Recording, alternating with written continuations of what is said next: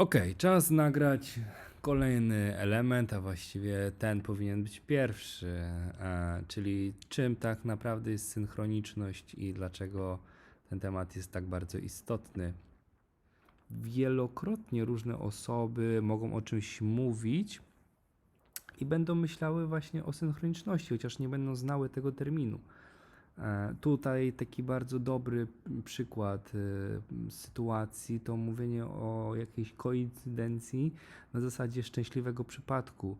Natomiast jeżeli chodzi o badania naukowców, którzy się zajmują tą dziedziną, tymi zagadnieniami, jest jakby to inaczej podzielone. Właśnie oni bardzo rozgraniczają synchroniczność od szczęśliwego przypadku, ponieważ każdy można inaczej opisać, każdy aspekt obu tych jakby zdarzeń. Dobrze, a jednak wracając teraz do samej synchroniczności, trzeba powiedzieć, że jest to termin, który zaproponował szwajcarski psychiatra i psycholog Carl Jung. Oprócz Junga na pewno znany jest również Freud. Nie będziemy jednak tutaj wnikać, który miał lepsze wnioski, który lepiej interpretował pewne rzeczy, bo nie o to w tym chodzi. Jung na pewno miał bardzo fajne pomysły, bardzo fajną interpretację różnych rzeczy, z tego względu, że długo nad tym siedział, pracował, myślał, zagłębiał się również w alchemię. I zwłaszcza z uwagi na to, że jest jakby on prekursorem, w sensie stoi za tym terminem, którym jest synchroniczność, na nim będziemy się bardziej skupiać. Ale na pewno nie w tym momencie. Teraz jeżeli chodzi o samą definicję synchroniczności, to trzeba powiedzieć, że to są powiązane ze sobą zdarzenia dziejące się w rzeczywistości. W przeciwieństwie do przyczynowo-skutkowego modelu, o którym wspomniałem jakby już w poprzednim filmie, czym jest czas, jaki jest właściwie czas, synchroniczność wskazuje na moment w przestrzeni i czasie, w którym występują powiązane ze sobą wydarzenia. Są one ze sobą powiązane, ale tylko z uwagi na obserwatora. To właśnie obserwator jest takim wspólnym mianownikiem pomiędzy jednym lub drugim, trzecim lub czwartym wydarzeniem, który zadzieje się w danym czasie, bo muszą zajść minimum dwa, plus trzecim elementem jest właśnie obserwator. Jeżeli chodzi o definicję synchroniczności, to tutaj powtórzę jeszcze raz, podając trochę inny przykład. Jest to zadzianie się równolegle minimum dwóch niepowiązanych ze sobą przyczynowo-skutkowo wydarzeń. Oprócz wydarzeń dziejących się w świecie materialnym, fizycznym, mogą zachodzić również stany psychiczne.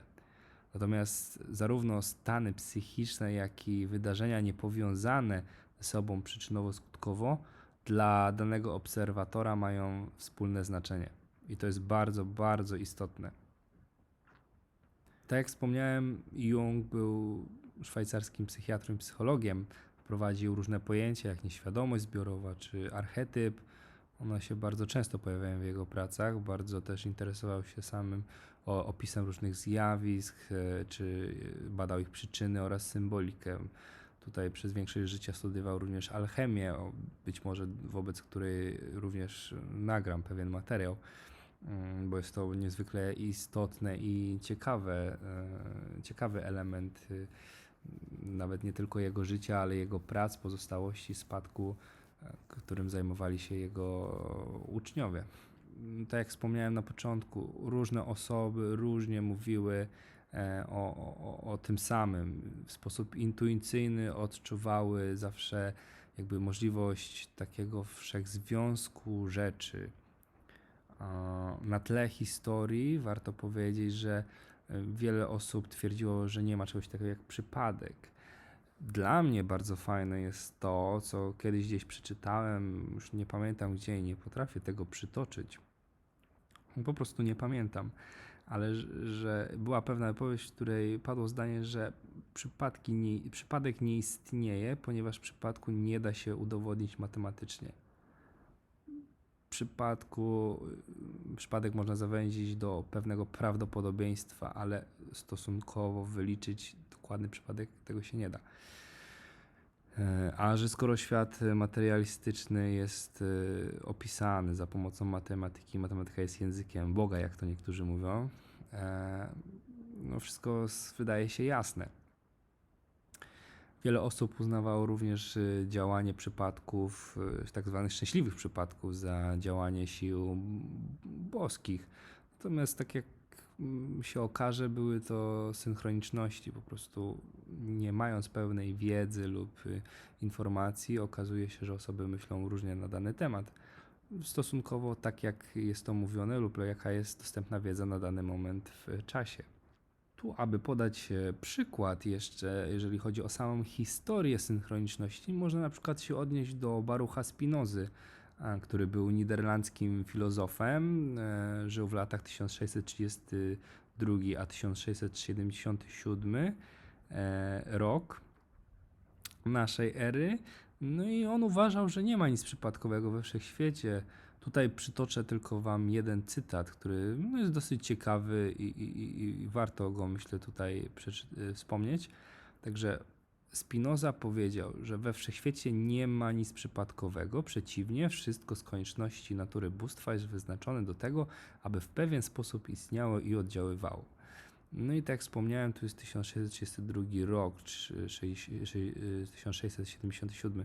Także już wtedy gdzieś myślano o tym, ale w kategoriach właśnie czegoś boskiego. Spoglądano na naturę i wiedziano, że wszystko dzieje się po coś, a jeżeli nawet nie przyczynowo-skutkowo, albo być może tak to postrzegano, no to w jakiś inny, magiczny, boski sposób musiało to współoddziaływać ze sobą. Dzisiaj najczęściej o synchroniczności mówi się w kategoriach przypadku lub szczęśliwego przypadku. Natomiast są elementy, które po prostu jasno pokazują, że nie ma nic przypadkowego. I pytanie też, dlaczego zacząłem nagrywać materiały na ten temat. Tak, być może niektórzy już wiedzą z pierwszego tam krótkiego filmiku. Mam dużą wiedzę, przynajmniej nie chcąc się tutaj jakoś pokazywać od strony nieskromnej.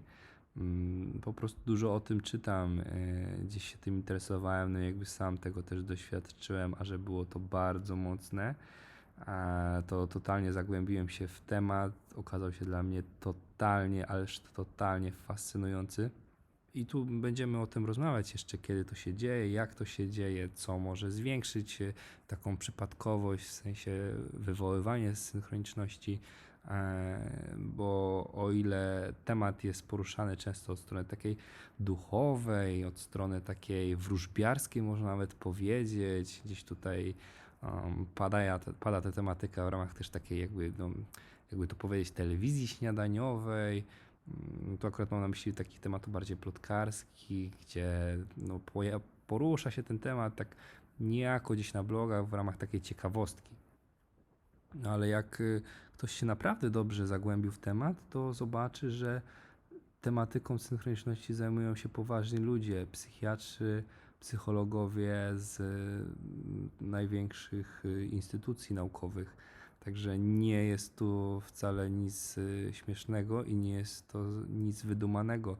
Wręcz przeciwnie, a że mało się o tym mówi tutaj w języku polskim i jest to niezwykle interesujący temat, stwierdziłem, że warto go poruszyć.